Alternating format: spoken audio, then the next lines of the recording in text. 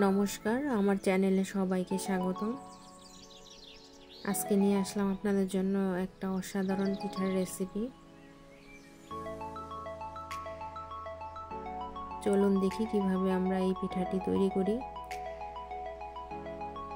দুটো ডিম নিয়েছি, সাথে চিনি দিয়ে ভালো করে ফেটিয়ে নিব।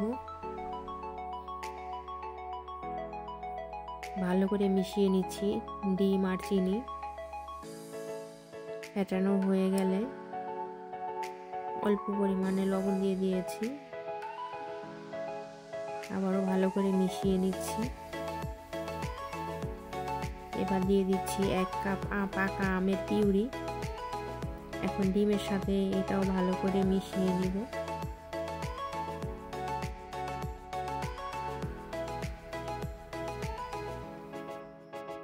আসলে আমের সিজনে যদি আম দিয়ে পিঠাই না খাওয়া হয় তাহলে একটা অসম্পূর্ণতা থেকে যায়।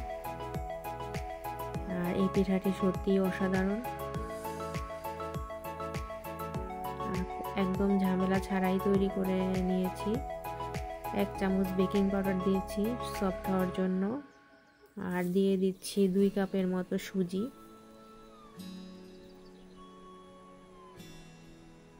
ভালো করে মিশিয়ে নিচ্ছি। আসলে পরিমাণটা হচ্ছে আম আর ডিমের যে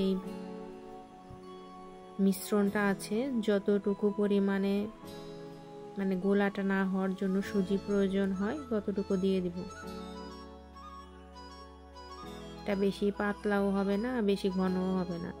ডিম দিয়েছি, ডিমের ফ্লেভারটা নষ্ট করার জন্য আমি একটা লেবু দিয়ে দিয়েছিলাম। এখন দিয়ে দিচ্ছি গুঁড়া দুধ। ভালো করে মিশিয়ে নিচ্ছি সব মিশ্রণ, আর 2টো এলাচ দিয়ে দিয়েছি। এই মিশ্রণটা আধা ঘন্টার জন্য ঢেকে রাখবো। এদিকে আমি শিরাটা তৈরি করে নিব। এলাচ, দারচিনি 1.5 কাপ পানির মধ্যে দিয়ে দিয়েছি। এবার দিয়ে দিচ্ছি পরিমাণ মতো চিনি। যেহেতু আমি আগেই চিনি ব্যবহার করেছি, এখানে অতটা চিনি দিব না। আধা ঘন্টাও হয়ে গেছে, আমি এখন এগুলো ভেজে নিব পিঠাগুলো। আর এদিকে আমার শিরাও হচ্ছে।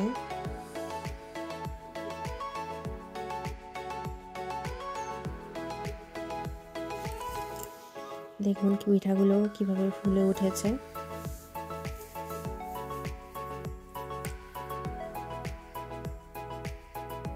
এই পিঠাটা ভাজতে কিন্তু অত তেলেরও প্রয়োজন হয় না, ভাজা হয়ে যাচ্ছে পিঠা একে একে। আমি এখন শিরাই দিচ্ছি না, একসাথে সবগুলো শিরাই দিব। যে ভাজা শেষ, এবার আমি একে একে সবগুলো শিরার মধ্যে দিয়ে দিয়ে উঠিয়ে নেব। আর আপনারা যদি চান তাহলে ভিজিয়েও রাখতে পারেন।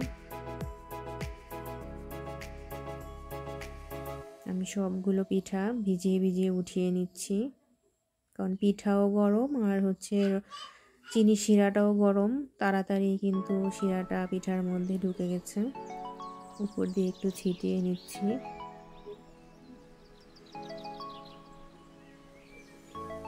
সবগুলো পিঠাই কিন্তু আমার তৈরি হয়ে গেছে।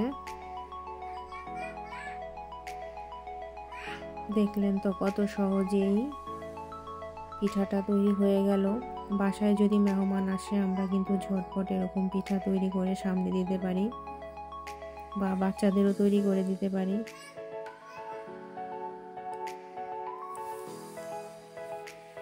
আর বাচ্চাদের একটু বিভিন্নভাবে তৈরি করে দিলে ওরা খুশি হয়, খেতেও চায়।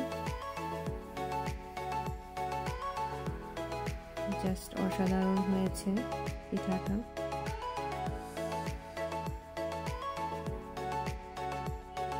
এরকম ঘরোয়া সহজ রেসিপি পেতে অবশ্যই আমার চ্যানেলের সাথে থাকবেন। আজকে এই পর্যন্ত।